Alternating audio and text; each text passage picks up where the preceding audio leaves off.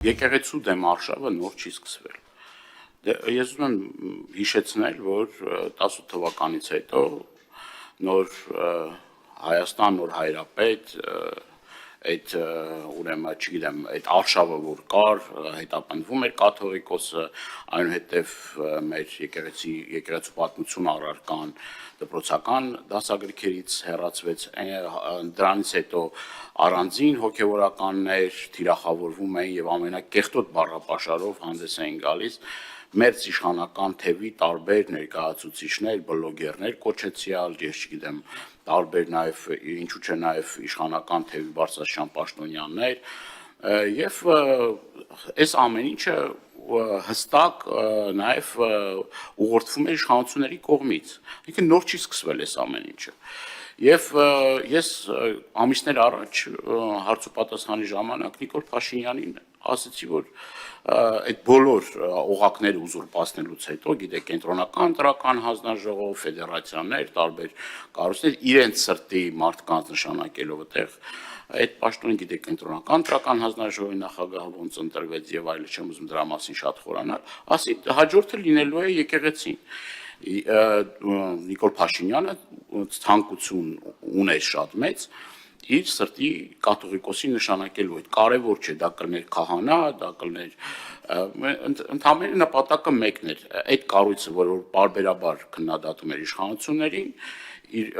պարբերաբար էլ չենք, մի քանի անգամ եղել է այդպիսի գնահատականներ եւ Նիկոլ Փաշինյանը հաշտ չէր այդ իրողության հետ։ Եվ այս արշավը, որ եկեղեցու հետ ասում են եկեղեցին չուրանացել են եւ այլ, այսինքն հստակ ասածս այն է, որ հստակ ուղղորդում ա եղել իշխանությունների կողմից։ Ես ուզում նաեւ ձեզ հիշեցնել սահմանադրությամբ եկեղեցին անջատ է պետությունից, այսինքն պետությունը չպետք է միջամտի եկեղեցու գործերին, դա օրենքով արգելված է։ Եվ նաեւ ուզում եմ ձեզ հիշեցնել, ես նաեւ 2 օր առաջ հայտնի ուրեմն ձայնագրությունները հիշեցրեցի վարչապետին, ինքը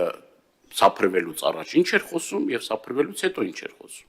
Այսինքն այդ նույն անձնավորությունը ժամանակին ասում էր, որ պետությունը չպետք է խառնվի եկեղեցու գործերին։ Ինչ եղավ, որ սկսեց խառնվել եկեղեցու գործերին ու ոչ միայն խառնվել եկեղեցու գործերին, այլ գնաց ավելին է, այսինքն եկեղեցին պառակտելու,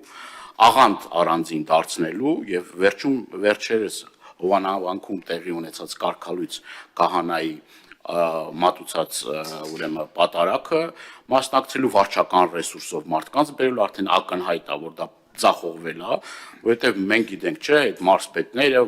վարչական շրջանի ղեկավարները, բոլոր պաշտոնյաները ինչ ճիք ու ջանք են գործադրում, որպեսզի ապահովեն, ասես, այդ մասովկան, այսինքն այդ շոուն կարողանան ապահովել եւ կարգալույց կահանային եկեղեցական կանոններով գնալ պատարակին մասնակցել, դա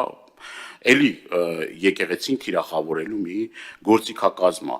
Ես նաև ուզում եմ հիշեցնել, որ հենց այդ պահին Արագածոտնի թեմի ուրեմն բարձրաստիճան հոգևորականներ, այդ թվում նաև Հովանանավանքի խորհրդի ղեկավարը ուրեմն եւ մնացած քահանաներին արգելվեց, որպեսզի մասնակցեն պատարակին։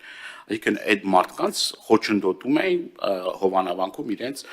ծառայությունը մատուցելու այն հոգևորականներին, որոնք որ կարգալույց արված չեն։ Դե այս ամեն ինչից արդեն դուք ձեր հետևությունները արեք, այդ տեսանյութեր կլինի, այլ բաներ կլինի, էլի եկեղեցուն թիրախավորելու գործընթացի մեջ։ Ես հարցում եմ, դուք ինչպես եք հանգուցալուծումը տեսնում, ինչ ճանապարհ եք տեսնում։ Հանգուցալուծումը մեկն է, պետք է հրաժարվեն այն քրյորեն, այդ թվում նաև քրյորեն պատժելի գործելավոճից, որը որ ընտրել է իշխանությունը, այսինքն նույն կրոնական կազմակերպությունների մասին օրենքով էլի միջամտություն է դա, էլի, եւ իրավաբանները դրա հստակ ձևակերպումը տվել են, ասել են, պիտի ձեռք քաշեն այս գործելավոճից։ Սա խայտարակ, սա մի գործընթաց է, որ մեր ազգին խայտարակում է, ինչ նշանակում թեմաներ կա, պիտի բացենք եւ այլն մեկ մյուս։ Եթե եկեղեցում կան խնդիրներ, այդ խնդիրները պիտի լուծվեն հստակ ընթացակարգով։ Ոչ թե այս մեր սրտի, չգիտեմ, սրբազանն է կամ այն մեր սրտի կաթողիկոսն է, ասենց ասենք կամ նենց ասենք։ Խնդիրը հստակ պիտի ձևակերպենք։ Իշխանությունները պետք է հրաժարվեն այդ գործելավոճից, որը մեզ տանում է պառակտման, հերթական բաժանանար գծեր ստեղծելու։ Սա ոչ մի լավ տեղ չի տանելու։ Առանց այն էլ մեր հասարակությունը առավել քան պառակտված է, առանց այն էլ շատ ու շատ խնդիրներ կան, որ տեսեք, ես օրինակ նույն ընտանիքի ներսում տեսնում եք, չէ, նույն կարգալույծ արած քահանայի եղբայրը Սարգսակ մասնակցում է Էջմիածնում պատարագին, դեմա իր հարազատ եղբոր վարած քաղաքականությանը, այսինքն այս պառակտումները, այս բաժանարար գծերը պետք է վերացվեն, բայց իշխանությունը հստակ գնում այդ ճանապարհով, այդքան էլ ճիշտ